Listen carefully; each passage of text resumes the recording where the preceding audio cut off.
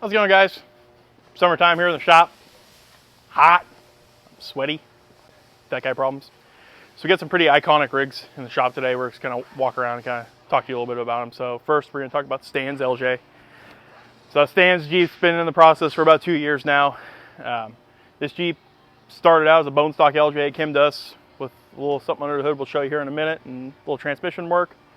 So out back, he's running a Mopar Ultimate 60 out of a JK. Same thing in the front. Basically, we bought these axles, cut all the bracketry off of them. Kevin built a custom truss for the rear, did a set of our WFO trailing arms on it.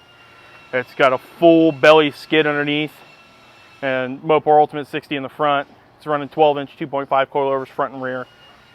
So Kevin also hand built a set of custom front fenders to this thing. You know, he stubbed the air fitting out, like we do in pretty much all the Jeeps, make it easy to get to. So, Jeep's kind of a sleeper. I know it looks really good, but everybody needs a little LS in their life, right? So, it's got LS motor in it. Like I said, Stan brought us a Jeep with the LS motor already in it, and we just did the suspension and everything. So, don't call me and ask me to put LS in your jail. I won't do it. What else we got here? Another JL. Just set of Rockslide Engineering power steps on it. It's got the Rage Forth front bumper that we like to do, Poison Spider rear bumper with swing out tire carrier, built the ARB ice chest mount for it. And then we got the iconic JT Vance's truck. So Vance's truck, everybody's seen this before, everybody likes it. Rage Forth front bumper, has our WFO custom rear bumper on it. Inside, as you can tell, if you want to come around here, Vance uses the piss out of this thing. Dirty, got the touchscreen S-Pod in it, make life a lot easier for all your electronic components. Run a set WFO trailing arms out back. Kind of a little custom kit Kevin did. We're still kind of working the bugs out, figuring out if we're going to sell it to the public or not. Again, set of Mopar Dana Spicer Ultimate 60s front and rear. It's got custom headache rack. Could have your deer heads in there when you're out hunting deer. I guess they like to be seen or something. But got your pod lights back there. Toolbox and auxiliary gas can. So when you're out there on those long desert trips, you don't run out of fuel. What else we got out here? Got Todds Jeep sitting out here. We had to move some stuff around the shop, pull it outside for a minute. It's sitting at full bump. I really wish this was ride height. Make it easy for a fat kid to get in and out of. Got Buster's CJ5. So this is, in my opinion, like the ultimate old man, old school CJ5. This thing's a cream puff. It is beautiful. Got a stroked 406 underneath the hood, but he's still running Dana 30 in the front and a tapered axle 44 or a Model 20 in the rear, I think. Running 35s. Buster wheels this Jeep probably as much as I take my truck out, but he's a lot nicer to it than I am. Got a really clean FJ40. So this guy bought this thing from Florida, had it shipped out here. Obviously, we didn't build it, but dropped it off, told us to go through the whole thing front to back, fix whatever's wrong with it, kind of take care of it. We're going to update the wheels a little bit.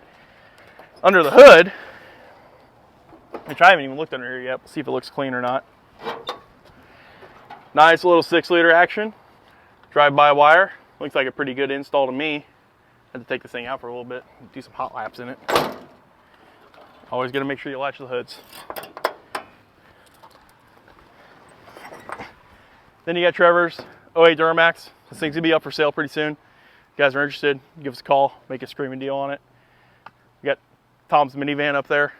By trying to talk him into putting a set of full widths and 40s under that. What do you think, Tomcat? Put some 40s under the minivan? Not a bad idea. Not a bad idea. I got one more Jeep I want to show you. Follow me across the parking lot.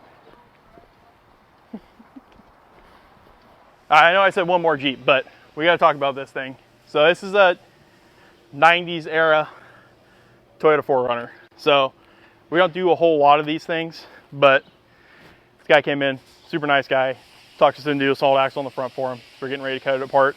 And as you can tell, this 4Runner is missing a door right here. Now these are primarily 4-door 4Runners. To find a 2-door one is really rare, and to find one, obviously the paint's a little ratty on it, but to find one in this clean of shape to start with is a huge, huge priority.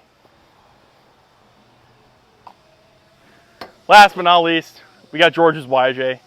Now George is the kind of guy, DIY guy, does everything in the garage at home, brings it up here when he needs to do the hardcore stuff. So Up front, it's got a 78, 79 Ford high pinion 60, reed knuckles on it, full chromoly shafts.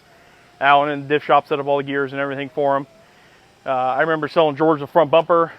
It's got an Atlas transfer case. It's got a 14 bolt out back with a Genrite tank. Has the WFO torque arm on it. Sitting on a set of 40-inch Nittos with a set of raceline wheels. This Jeep, in my opinion, is one of the better ways to build a YJ. You go out and beat the snot out of this thing every weekend, have a good old time. Well, guys, that's just about everything we got in the shop right now. It's summertime. You guys need to get your stuff in here and get it worked on. Feel free, give me a call. You guys have a good one. See you on the trail.